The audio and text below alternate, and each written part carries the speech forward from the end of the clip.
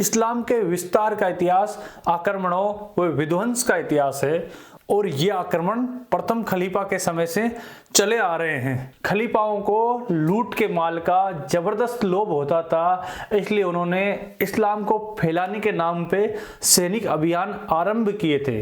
इस कड़ी में 636 ईस्वी में सीरिया पर आक्रमण के लिए अरब से सेना भेजी गई। जब सेना आक्रमण के लिए अरब से सीरिया गई तो पीछे से अरब के लोगों ने विद्रोह कर मदीना पे धावा बोल दिया।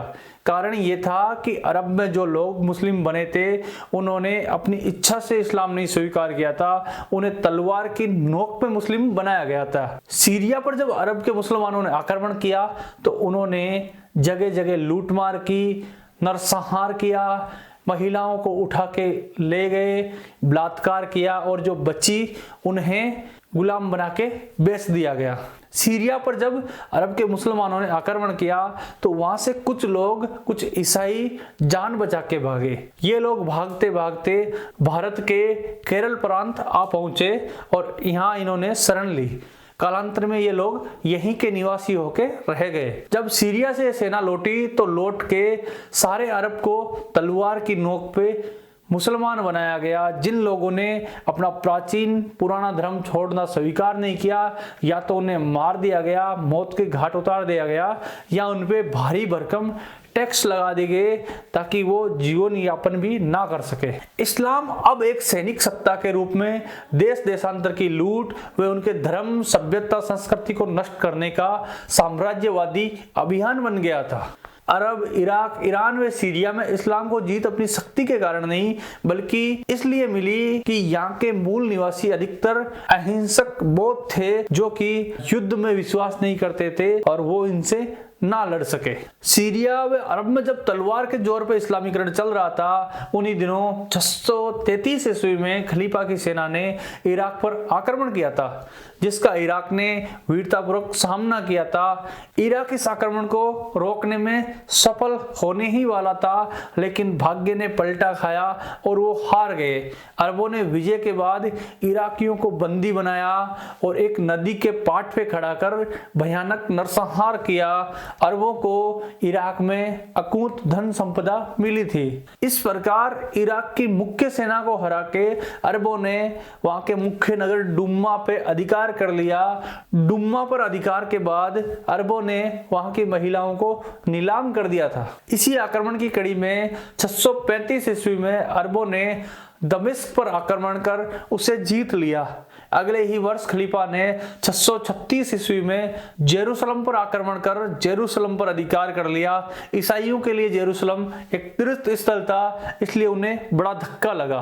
अरब के इन मुसलमानों ने ये आक्रमण जारी रखे और 637 ईस्वी में आर्य देश ईरान पर आक्रमण किया। 637 से 643 ईस्वी तक अरब के मुसलमानों व ईरान के आर्यों के बीच युद्ध चला, लेकिन अंत में 643 ईस्वी में अरब के मुसलमानों ने इराक को जीत लिया, उस पर अधिकार जमा लिया। ईरान मूलतः आर्यों का देश था और यहाँ पे जोराष्ट्र नाम के धर्म के अनुयायी रहते थे। ये धर्म वैदिक धर्म से मिलता जुलता धर्म था। अरबों ने जोराष्ट्र धर्म को खत्म कर दिया, ईरान की लिपि को खत्म कर दिया और अरबी भाषा में थोप दी। अरबों ने एक देश की आत्मा को खत्म कर दिया। साथ ही साथ अब ईरान पे दमिश्क से खलीफा राज करने लगा। ईरान पर जब 637 ईस्वी से 643 ईस्वी में लगातार अरबों के आक्रमण हो रहे थे, तब जोराष्ट्र धर्म के कुछ अनुयायी, कुछ ईरानी अपने धर्म को बचाने के लिए भागकर भारत आ गए, जिन्हें आज हम पारसी कहते हैं। अल-बेरूनी ने भी लिखा है कि ईरान व इराक के विस्तृत भाग पर बौद्ध धर्म के अनुयायी रहते थे, लेकिन अरबों के आक्रमण के समय बौद्धों के मंदिरों को नष्ट कर दिया गया और शस्त्र बल से उन्हें मुसलमान बना दिया गया।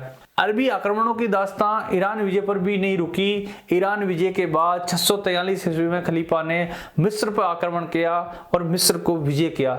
मिस्र के सिकंदरिया में एक विश्व प्रसिद्ध पुस्तकालय था जिसमें 10 लाख पुस्तकें बताई जाती है।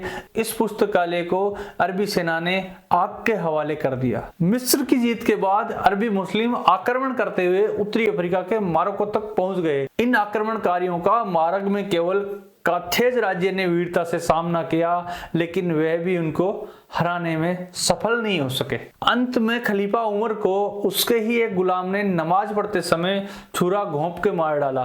खलीफा उमर ने 40,000 ईसाई गिरजाघर ध्वस्त किए थे, लाखों लोगों को मौत के घाट उतारा था। ईरान के एक प्रसिद्ध कवि फिरदौसी ने लिखा है कि ऊंट और गिलहरी खाने वाले अरबों ने इतना विकास किया है कि अब वे फारस का राज्य चाहते हैं, यह हमारा दुर्भाग्य है। फिरदौस की इन पंक्तियों को अकबर बड़ा पसंद करता था, क्योंकि अकबर को ईरान से लगाव था। इस तरह की बात बदायूं ने भी लिखी है। संक्षिप्त में कहा जाए तो ईरान के लोग अरबों को हीन मानते थे।